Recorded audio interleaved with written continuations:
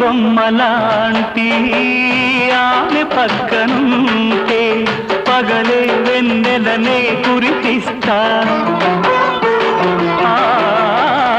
నీడలాగా నాతో ఏడడుగులు సాగితే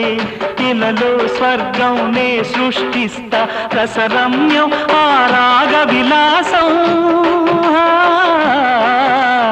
రసరమ్యం ఆ రాగ విలాసం వసివాడదు అది ఆ జన్మాంతం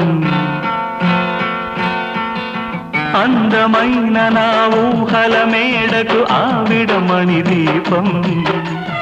అంది అందని నాశలకు ఆమె ప్రతిరూపం ఆ తలపే నా ధ్యానం ఆ అభినవ దేవత నా ప్రాణం